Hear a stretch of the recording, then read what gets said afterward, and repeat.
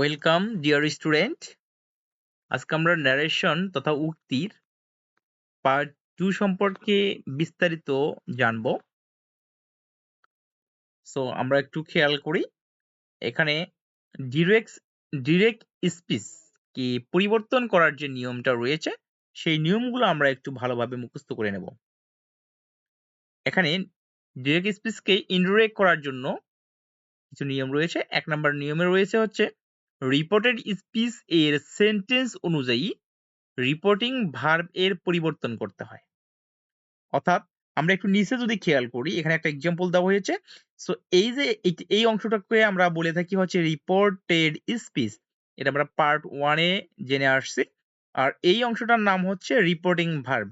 So reported স্পিচের sentence, তাহলে reported স্পিচের সেন্টেন্স কোনটা? এই অংশটুকু। সো এই রিপোর্টেড স্পিচের যে সেন্টেন্স রয়েছে এটার উপর ভিত্তি করে রিপোর্টিং যে ভার্ব রয়েছে এটার পরিবর্তন করতে হবে। এটা 1 নম্বর পরিবর্তন।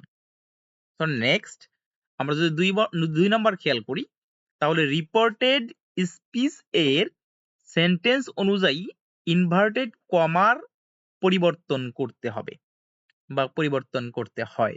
সো এখানে ঠিক সেম আগের মতোই এই যে অংশটুকু, এই অংশটুকুর নাম হচ্ছে রিপোর্টেড স্পিচ।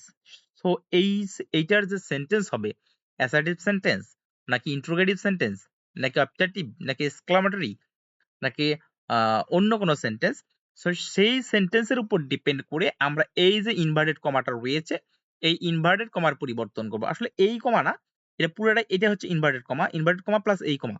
সো এই কমাটার পরিবর্তন আমরা করে ফেলবো। এরপর রয়েছে 3 নাম্বার। 3 নাম্বারে হচ্ছে রিপোর্টেড স্পিচের পার্সনের পরিবর্তন। সো যখন আমাদের রিপোর্টিং ভার্ব যাবে 1 নম্বর পরিবর্তন, 2 নম্বর হচ্ছে ইনভার্টেড কমার পরিবর্তন, আর 3 নম্বর হচ্ছে পার্সনের পরিবর্তন। এরপরে 4 নাম্বার হচ্ছে রিপোর্টেড স্পিচের টেন্সের পরিবর্তন। এখন রিপোর্টেড স্পিচ যেটা রয়েছে এটার মধ্যে টেন্স বলতে আমরা হচ্ছে ভার্বকে বুঝি। সো এই জায়গার যে ভার্বটা রয়েছে সেই ভার্বের পরিবর্তন করা মানে হচ্ছে টেন্সের পরিবর্তন হয়ে গেল। এরপরে 5 নম্বরে রয়েছে নিকটবর্তী শব্দকে দূরবর্তী শব্দে পরিবর্তন করতে হবে। তাহলে এই বাক্যটার মধ্যে নিকটবর্তী কোনো শব্দ নেই, সুতরাং এখানে নিকটবর্তী শব্দকে দূরবর্তী শব্দে পরিবর্তন করা লাগবে না। যেখানে নেই তো নেই, সেটা পরিবর্তন করব না। আর যখন থাকবে তখন অবশ্যই পরিবর্তন করতে হবে। সো আমরা 1 নাম্বারটা এবং প্লাস এখানে যে নিয়মটা রয়েছে 5টা নিয়ম, এই নিয়ম কয়টা সম্পর্কে ভালো ধারণা আমরা পেলাম। সো এরপরে আমরা এক্সাম্পল 2 এ আমরা যদি একটু খেয়াল করি, he said to me where are you going now, where are you going now, এটা যদি আমরা একটু খেয়াল করি, আচ্ছা ওকে, হোয়ার আর ইউ গোয়িং নাও, এখানে 3 নম্বর পরিবর্তন হচ্ছে পারসন, তো এটা ইন্টারোগেটিভ সেন্টেন্স। আমরা অনেকেই খেয়াল করি বা হচ্ছে অনেকেই ধারণা করি যে হচ্ছে যেহেতু ইন্টারোগেটিভ সেন্টেন্সে আগে ভার্ব থাকে সুতরাং আগে ভার্বের পরিবর্তন করতে হবে, কিন্তু না, ন্যারেশনে আমাদের কাজ হচ্ছে 1 নম্বরে হচ্ছে, এখানে আমরা একটু খেয়াল করি একটু দেখি, 1 নম্বরে হচ্ছে রিপোর্টিং ভার্বের পরিবর্তন, আর 2 নম্বরে হচ্ছে ইনভার্টেড কমার পরিবর্তন, আর 3 নাম্বার যেটা পরিবর্তন করতে হবে সেটা হচ্ছে পার্সনের পরিবর্তন 3 নাম্বার, আর 4 নাম্বারে হচ্ছে টেন্সের পরিবর্তন। এখানে দেখা যাচ্ছে আর প্লাস গোয়িং এই দুইটা মিলে হচ্ছে একটা টেন্স, এটা একটা ভার্ব এটা একটা ভার্ব, ভার্ব বলতে আমরা টেন্স বুঝি। সো এই দুই ভার্ব মিলে এটা একটা continuous tense, present continuous tense. So 4 নাম্বারের পরিবর্তন হচ্ছে টেন্সের পরিবর্তন। আর 5 নাম্বারে আমরা একটু খেয়াল করি, উপরের মধ্যে 5 নাম্বার ছিল না, কিন্তু এখানে 2 নাম্বার যে এক্সাম্পলটা রয়েছে এখানে 5 নাম্বার রয়েছে, তথা নিকটবর্তী শব্দ রয়েছে একে দূরবর্তী শব্দে পরিবর্তন করতে হবে। তো নাও থাকলে জেনারেলি দেন হয়, নাউটা নিকটবর্তী আর নাও এর দূরবর্তী শব্দ হচ্ছে দেন। ওকে, এখানে 5টাই পরিবর্তন রয়েছে। সো আমরা নেক্সটে একটু যদি আমরা খেয়াল করি, সেটা হচ্ছে পার্সনের পরিবর্তন, অর্থাৎ 3 নম্বর যে টপিকটা রয়েছে রিপোর্টেড স্পিচে পার্সনের পরিবর্তন, এই পার্সনের পরিবর্তনটা আমরা একটু খেয়াল করি। পার্সনের পরিবর্তনের নিয়ম হচ্ছে 1 নম্বরে রিপোর্টেড স্পিচ এর ফার্স্ট পারসন, রিপোর্টেড স্পিচের ফার্স্ট পারসন, তাহলে রিপোর্টেড স্পিচের ফার্স্ট পারসন কোনটা? এইটা, এটা হচ্ছে রিপোর্টেড স্পিচ। সো রিপোর্টেড স্পিচের ফার্স্ট পারসনকে রিপোর্টিং ভার্ব এর সাবজেক্টের সাথে পরিবর্তন করতে হবে। তো এখানে দেখা যাচ্ছে রিপোর্টেড স্পিচের সাবজেক্ট হচ্ছে এইটা, অর্থাৎ ফার্স্ট পারসন রয়েছে, ফার্স্ট পারসনকে সাবজেক্টের সাথে পরিবর্তন করে লিখতে হবে।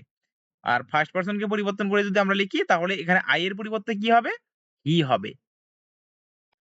আবার নাম্বার 2 তে যদি আমরা একটু খেয়াল করি, রিপোর্টেড স্পিচ এর সেকেন্ড পারসনকে রিপোর্টিং ভার্ব এর অবজেক্টের সাথে পরিবর্তন করতে হবে। সো এখানে রিপোর্টেড স্পিচটা এখানে দেখা যাচ্ছে হচ্ছে সেকেন্ড পারসন। আমরা পারসন বা কেস এর যে ভিডিওটা আছে সেখানে আমরা জেনেছি যে ইউ হচ্ছে সেকেন্ড পারসন। তো যেহেতু ইউ সেকেন্ড পারসন এখানে বলা হয়েছে যে সেকেন্ড পারসনকে রিপোর্টিং ভার্ব, এখানে রিপোর্টিং ভার্ব হচ্ছে এইটা, রিপোর্টিং ভার্বের অবজেক্টের সাথে পরিবর্তন করতে হবে। তাহলে রিপোর্টিং ভার্ব এইটুকু যদি রিপোর্টিং ভার্ব হয় তাহলে এটার অবজেক্ট কোনটা? মি। তাহলে রিপোর্টিং ভার্বের অবজেক্টের সাথে পরিবর্তন হবে এখানে মি। সুতরাং এখানে মি হওয়ার কথা, কিন্তু এখানে আই হচ্ছে কেন? এখানে কারণ হচ্ছে ইউটা এখানে সাবজেক্টিভ ফর্ম। আমরা জানি you are a student. So এখানে আর হচ্ছে ভার্ব, আর ভার্বের সামনে যদি ইউ থাকে সেটা সাবজেক্ট হয়, আর ভার্বের পরে যদি ইউ থাকে সেটা অবজেক্ট হয়। সুতরাং ইউটা যেহেতু সাবজেক্ট, এই জন্য এখানে পরিবর্তন হয়ে এইটার যে সাবজেক্টিভ ফর্ম আছে, মি এর সাবজেক্টিভ ফর্ম হচ্ছে আই। আমরা পার্সনের মধ্যে পড়িয়ে আসছি। তো মি এর সাবজেক্ট ফর্ম যেহেতু আই, এই জন্য এখানে আইটা বসবে। সো নেক্সট নাম্বার 3 তে যদি আমরা একটু খেয়াল করি, এখানে নাম্বার 3 তে বলা হয়েছে রিপোর্টেড স্পিচ এর থার্ড পারসনের কোনো পরিবর্তন হবে না। সো রিপোর্টেড স্পিচ এর এখানে এটা দেখা যাচ্ছে যে থার্ড পারসন আছে, he said to me she is a student. তাহলে শি একটা third person, he, she, it, they, name এগুলো হচ্ছে থার্ড পারসন। সো যদি রিপোর্টেড স্পিচে কোনো থার্ড পারসন থাকে তাহলে সেই থার্ড পারসনের কোনো পরিবর্তন হবে না। সুতরাং এইখানে শি আছে, এই পারসনটা অবশ্যই এখানেও পরের যে লাইনটা হবে সেটা শি বসবে। এটার কোনো পরিবর্তন হবে না। আমি কিন্তু এই বাক্যগুলো কিন্তু অপূর্ণ রেখেছি, শুধুমাত্র পারসনের পরিবর্তনটা এখানে আপনাদেরকে দেখিয়েছি। আর বাকি যেগুলো রয়েছে, যেমন এখানে আমরা এটা যদি পরিবর্তন করি তাহলে সেইটার পরিবর্তে টোল্ড হবে, ইনভার্টেড কমার পরিবর্তে ড্যাট হবে, এবং পারসনের পরিবর্তে হির সাথে পারসনের পরিবর্তন তো হি হইছে, এবং এখানে যে ভার্ব রয়েছে ভার্বের পরিবর্তে এখানে অ্যাম রয়েছে, অ্যাম এর পরিবর্তে এখানে হচ্ছে ওয়াজ হইতো। তো যাই হোক এগুলো আমি করি নাই, এটা জাস্ট পারসনের পরিবর্তন, এই জন্য পারসনের পরিবর্তনটা দেখানো হয়েছে। আমরা যদি এই পারসনকে শর্টকাট যদি জানতে চাই, যে আমরা এতগুলো ৩ টা লাইন রয়েছে এখানে, ৩ টা লাইন আমরা জানবো না। জাস্ট দ্রুত ৩ দ্বিগুণ ৬ টা ওয়ার্ডের মাধ্যমে আমরা জানবো। তাহলে এই শর্টকাটটা নিয়মটা খুবই ইম্পোর্টেন্ট, সেটা হচ্ছে মনে রাখার জন্য। আমরা যদি ফার্স্ট পারসনকে ধরি তাহলে যে first person subject, second person object, third person no change. এখানে সাব বলতে subject. So first person subject, second person object, third person no change. এখানে দেখা যাচ্ছে ফার্স্ট পারসন এই যে সাবজেক্টের সাথে পরিবর্তন, আর সেকেন্ড পারসন অবজেক্টের সাথে পরিবর্তন, আর থার্ড পারসন নো চেঞ্জ, যা আছে তাই। এইটা এখানে শর্টকাট নিয়ম। সো এইটুক পড়লেও হয়ে যাবে, আর যদি আপনারা ডিটেইলস জানতে চান তাহলে পুরোটাই পড়ে নেবেন। সো ওকে গাইস, আশা করি আপনারা বুঝতে পারছেন। এরকম সহজভাবে ন্যারেশন শেখার জন্য বা ন্যারেশন জানার জন্য পরবর্তী যে ভিডিওগুলো রয়েছে আপনারা খুব ভালো করে সেই ভিডিওগুলো থেকে দেখে নেবেন, এবং হচ্ছে এটা মুখস্থ করার চেষ্টা করবেন আপনারা। ওকে গাইস, দেখা হবে আবারও পরবর্তী ভিডিওতে, পার্ট 3 তে। Good bye today.